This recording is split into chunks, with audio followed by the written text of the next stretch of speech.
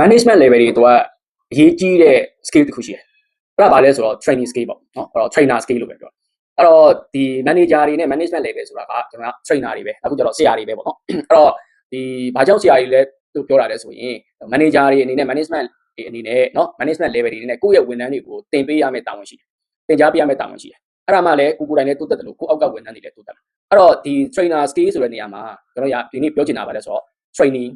အခုကျတော့ coaching mentoring နဲ့ counseling ဆိုတဲ့၄ခုရှိတယ်ဒီ skill ၄ခုကို manager အနေနဲ့ကျွမ်းကျင်ဖို့လိုတယ် training skill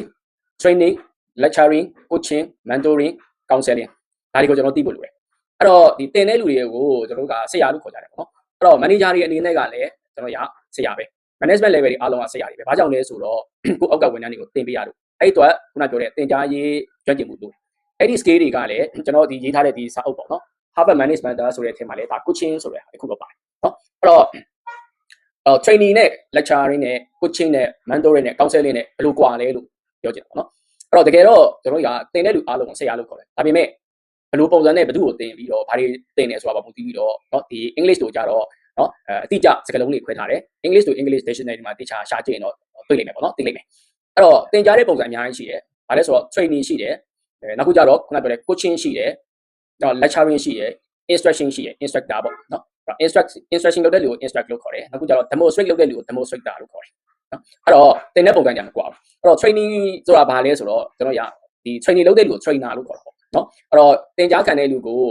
trainee လို့ခေါ်တယ်အဲ့တော့ trainer trainee trainee ဆိုပြီးတော့ရှိတယ်အဲ့တော့ lecture လုပ်တဲ့လူကို lecturer အခုကျတော့ lecturing လို့ခေါ်တယ်အဲ့တော့နားထောင်တဲ့လူတွေကို student တို့မဟုတ် participant လို့လည်းခေါ်တာပေါ့နော်နောက်ခုကျတော့ဒီ coaching လုပ်ခံရတဲ့လူကို coachee လို့ခေါ်တယ်ဒီအခါကျတော့ coaching လုပ်တဲ့လူကို coach လို့ခေါ်တာပေါ့နော်နီးပြလို့ခေါ်တယ်အဲ့တော့ mentoring လုပ်ခံရတဲ့လူကို mentee လို့ခေါ်တယ်ဒီအခါတော့ mentoring လုပ်တဲ့လူကို mentor လို့ခေါ်တယ်အဲ့တော့ဒီ counseling လုပ်တဲ့လူကို counselor လို့ခေါ်တာပေါ့နော်အဲ့တော့ဒါတွေကအခေါ်အဝေါ်တွေအများကြီးရှိတယ်တစ်ခုနဲ့တစ်ခုအဓိပ္ပာယ်လည်းမတူကြဘူးကွဲတယ်အဲ့တော့ training ဆိုတဲ့သဘောတရားပါလဲဆိုတော့ဒီလုံးဝမတက်သေးတဲ့လူကိုသင်ပေးရ training ဥပမာကျွန်တော်ရေကူးလို့ဘောလုံးလို့ဆိုလဲနော်ဒီ training လုပ်တယ်ဆိုတဲ့အခါမှာလုံးဝမတက်သေးတဲ့လူကိုသင်ကြားတဲ့ဥစ္စာကိုကျွန်တော်ရ training လို့ခေါ်တယ်အဲ့တော့တက်ပြီးပြီဒါပေမဲ့ပို့ပြီးတော့ဒီ future အတွက် develop ဖြစ်အောင်လို့ပို့ပြီးတော့ဒါ level မြင့်လာအောင်လို့သင်ပေးတဲ့အရာကို coaching လို့ခေါ်တယ်အဲ့ဒါကို coach လုပ်တယ်လို့ခေါ်တာပေါ့နော်အဲ့တော့အဓိပ္ပာယ်တွေကခုနကတိကျရှိတယ်ဒီအခါမှာmentoring ပေါ့ mentoring ဆိုတာကမြန်မာလိုပြောရင်တော့ပဲ့ပင်ဆုံးမတယ်လို့ပြောတယ်နီလန်းပြတယ်ပဲ့ပင်ဆုံးပါတယ်ဆုံးမပဲ့ပင်တယ်ဆိုတဲ့အခါမှာဒီမိဘပဲဖြစ်ဖြစ်ဆရာပဲဖြစ်ဖြစ်ကိုယ့်ရဲ့သားသမီးနဲ့ကိုယ့်ရဲ့တပည့်ကိုပဲ့ပင်ဆုံးပါတယ်အဲ့ဒါကိုကျွန်တော်တို့က mentoring လို့ခေါ်တယ် mentoring ကဘာလဲဆိုတော့အဓိက attitude နဲ့ behavior တွေပြင်ဖို့အတွက်လိုအပ်တယ်ပေါ့နော်လုပ်ပြရတယ်အဲ့တော့ coaching ကြတော့ skill နဲ့ကျွန်တော်တို့ career develop အတွက်မှာเนาะ skill နဲ့ကိုယ့်ရဲ့ professional career အတွက်ကိုအဓိကကြည့်ရတယ်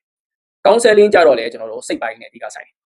counseling ဆိုတာကျွန်တော်နှစ်သိမ့်ဆွေးနွေးတယ်အကြံပေးတယ်လို့ခေါ်တာเนาะအဲ့တော့နှစ်သိမ့်ဆွေးနွေးအကြံပေးရဆိုတဲ့နေရာမှာဒါကလည်းအလုပ်နဲ့ပတ်သက်တာရော personal နဲ့ပတ်သက်တာရောကိုကျွန်တော်ရလုပ်ပေးတဲ့ဥစ္စာကိုเนาะအသွေးခေါ်တွေလွဲနေတယ်စိတ်သက်ကြနေတယ် depression ဖြစ်နေတယ်အခုကျတော့အသွေးခေါ်တွေမှားနေတယ်ဆိုရင်ကျွန်တော်ရเนาะတခုခုစိတ်ခံစားမှုဖြစ်နေတယ်အဲ့တော့စိတ်ခံစားမှုကိုပြန်ကောင်းအောင်နှစ်သိမ့်ဆွေးနွေးပေးတယ်ဆိုတော့ဥစ္စာကိုကျွန်တော်ရ counseling လို့ခေါ်တာเนาะအဲ့တော့အဲ့ဒီဟာတွေအားလုံးကို manager တွေအားလုံးကသိဖို့တက်ဖို့လိုတယ်နားလည်ဖို့လိုတယ်ပြီးတဲ့အခါကျတော့ HR လုပ်မဲ့လူတွေကလည်း HR management လုပ်မဲ့လူတွေကလည်းအဲ့တော့ HR level သွားမယ်ဆိုရင်ဒီ skill အားလုံးကိုသိဖို့လိုတယ်။ဘာကြောင့်လဲဆိုတော့ဝန်ထမ်းတွေရော management တွေရော manager တွေရော HOD ရောအားလုံးကိုဒါတွေလုပ်ပြရမှာမဟုတ်ဘူး။အဲ့တော့ကျွန်တော်မြန်မာမှာကကြတော့ trainer ပဲဖြစ်ဖြစ် instructor ပဲဖြစ်ဖြစ် demonstrator ပဲဖြစ်ဖြစ် coach ပဲဖြစ်ဖြစ်เนาะ lecturer ပဲဖြစ်ဖြစ်เนาะ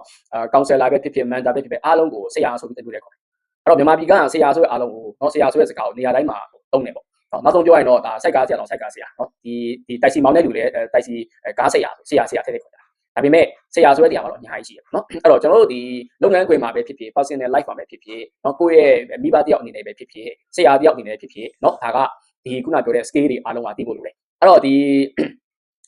manager ရေးဆိုတာဆရာပဲဆိုတာလည်းဖြစ်တယ်နောက်ခုကျတော့မိဘလိုမျိုးလည်းဖြစ်တယ်ဘာကြောင့်လဲဆိုတော့ကိုယ့်အောက်ကဝန်ထမ်းတွေကိုမိဘလိုမျိုးတုံတင်ဆုံးမရတဲ့ mentoring လုပ်ရတယ်ကိုယ့်ရဲ့ဝန်ထမ်းတွေစိတ်ပိုင်းဆိုင်ရာเนาะဟိုစိတ်ညစ်နေမယ်စိတ်ထိခိုက်နေမယ်ဆိုရင်လည်း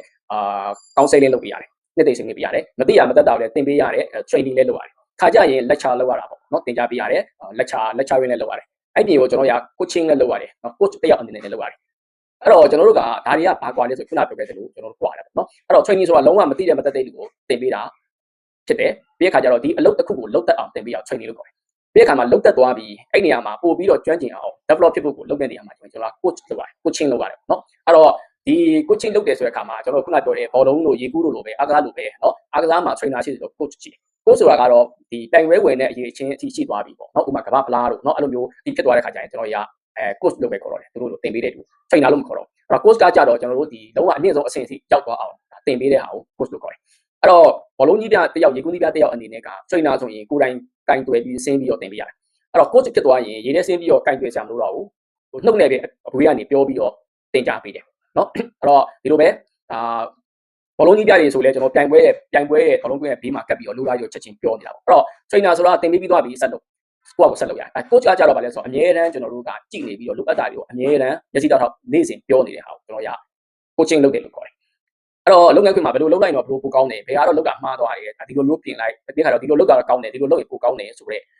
နန်းညွန်မှုတွေပေးတာကို coach လုပ်ခေါ်တယ်เนาะအဲ့တော့ coach ကကြတော့တူးတယောက်ချင်းကိုရည်ရွယ်ပြီးတော့လုပ်တယ် trainee ကြတော့ group like အုပ်စုလိုက်ကိုကျွန်တော်ရ team like ကိုရည်ရွယ်ပြီးတော့လုပ်တယ်အဲ့တော့အဲ့လိုလေးကြွားတယ်အဲ့တော့တယောက်နဲ့တယောက်အရေးချင်းတွေတဲလန့်တွေမတူတဲ့အခါကျတော့ coaching ကိုတူးချင်းစီလိုအပ်တဲ့အတိုင်းကျွန်တော်လုပ်ပါတယ်အဲ့တော့ coaching လုပ်ပြီးသွားရင်ပြီးလားဆိုတော့ခုနပြောတဲ့ mentoring ပေါ့ဟုတ်လူကတော့တော်တယ်စိတ်ပိုင်းဆိုင်ရာမှာတခါကြရင်လုပ်ကုန်ပြင်းတယ်ကတ်တယ်သို့မဟုတ်အလုပ်ငန်းခွင်လာနောက်ကြတယ်ဒါမျိုးစိတ်ပိုင်းဆိုင်ရာ attitude တွေပြင်ဖို့ဆိုရင်တော့ mentoring နဲ့သွားတယ်ပဲ့ပြင်ဆုံးပါတယ်เนาะဆုံးမတာကြတော့ personal အတွက်ကောလုပ်ငန်းခွင်အတွက်ကောပါတယ် personal အတွက်ကိုလည်းကျွန်တော်ဆုံးမရတယ်เนาะအဲ့တော့ပြောချင်တာကတခါကြရင်တချို့ကကြတော့မူရစီဝါရေးတုံးနေတယ်တချို့ကကြတော့ long ကစားရေးလုပ်နေတယ်အဲ့ဒါမျိုးဆိုရင်ကျွန်တော်တို့ mentoring နဲ့ကျွန်တော်သွားတယ်ပဲ့ပြင်ဆုံးပါတယ်ဆုံးမတဲ့နေရာမှာကျွန်တော်ရခါကြရင်ဂုဏတော်နဲ့စူရာမျိုးရှိတယ်တချို့ကြတော့လည်းကောင်းဟိုချိုးတတာပြောလို့ရရလို့ရှိတယ်ချိုးကြတော့ချိုးတတာပြောလို့မရလို့မျိုးဆိုရင်လည်းကျွန်တော်တို့ထိခိုက်သွားအောင်เนาะထိခိုက်သွားအောင်မှတ်အောင်ဟိုပြောရတာရှိတယ်เนาะအဲ့တော့ mentoring လုပ်တဲ့အခါမှာဝန်ထမ်းတွေအနေနဲ့ mentoring လုပ်ခံရတဲ့ mentee တွေအနေနဲ့ကเนาะကြိုက်ချင်ကြိုက်မယ်မကြိုက်ချင်မကြိုက်ဘူးအကြိုက်ကိုပဲလိုက်ပြီးပြောနေလို့မရဘူးအဲ့တော့မိဘတယောက်ကိုဆုံးမတယ်ဆိုတဲ့ဆုံးမပိတ်နေတဲ့နေရာမှာနာနာလေးပြောရတာမျိုးရှိတယ်ဒါကိုကျွန်တော်တို့က mentoring လုပ်ခေါ်တယ်အဲ့တော့ manager တယောက်အနေနဲ့ mentoring skill လဲကျွန်တော်တို့နားလေရမယ်ပြီးရင် counseling skill ပေါ့เนาะအဲ့တော့ counseling ကကြတာလည်းနှစ်သိမ့်ဆွေးနေတယ်ဥပမာကိုရဲ့လုပ်ငန်းခွင်ကကိုလက်အောက်နေတာသူကိုရဲ့လုပ်ငန်းခွင်ကဝန်ထမ်းတယောက်ကเนาะသူ့ရဲ့ personal မှာတစ်ခုထိခိုက်တယ်သူ့ရဲ့အိမ်လောင်ကြီးမိသားစုအဆင်မပြေဖြစ်တာမျိုးတွေเนาะဒါမျိုးတွေဆိုလဲကျွန်တော်တို့က counseling နှစ်သိမ့်ဆွေးနွေးပေးရတယ်တော့ပြန်ပြီးတော့စိတ်သက်ပြန်ပြီးတော့ပြန်တက်လာအောင် motivate ပြန်ဖြစ်လာအောင်ဒါမျိုးလုပ်ရတယ်အဲ့ဒါတွေကိုကျွန်တော်တို့ကเนาะ manager တိုင်းသိရမယ့် skill တွေဖြစ်တယ်အဲ့တော့ဘယ်လိုလုပ်ရမလဲဆိုတဲ့ဥစ္စာတော့ဒါကျွန်တော်ရဲ့ဒီစာအုပ်ထဲမှာ coaching ဆိုတဲ့အပိုင်းတွေပါတာပေါ့เนาะဒီ Harvard Management ထဲမှာတခြားဟာတွေလည်းကျွန်တော်တို့ကွက်ကိုဆက်ပြီးတော့ sub planning နဲ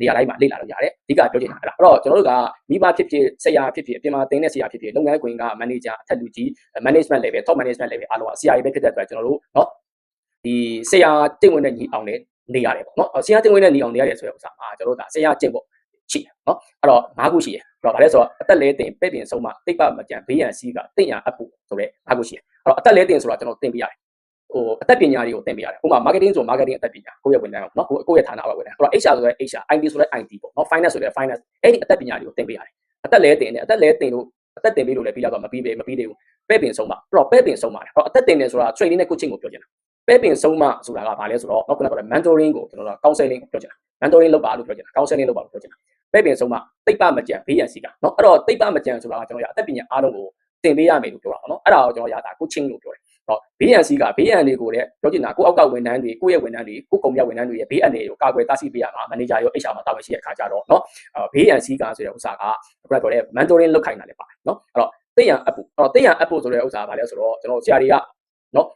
ဥပမာကိုတခြားနေရာကိုတွားမယ် manager ရဥပမာကိုဝန်ထမ်းကเนาะတိုးတက်ဖို့တခြားဟိုဆရာကောင်းတွေနဲ့မိတ်ဆက်ပေးမယ်ဆရာတွေနဲ့ပြီးတွေ့မယ်အခုကျတော့လိုအပ်လာရင်ဒီကောင်းတဲ့ organization ကိုပြောင်းမယ်ဆိုလဲပြောင်းဖို့ကိုကျွန်တော်ကเนาะပို့ပေးရမယ်เนาะ organization ကောင်းတဲ့ကိုတက်ပို့ပြီးပညာရနိုင်တဲ့နေရာပို့ပြီးတော့အခွင့်အလမ်းရတဲ့နေရာမျိုးကိုလည်းတွားဖို့ဆိုလဲကိုကပို့ပေးရမယ်တာဝန်ရှိတယ်ဒါမျိုးကိုပြောချင်တာเนาะအဲ့တော့ဒီ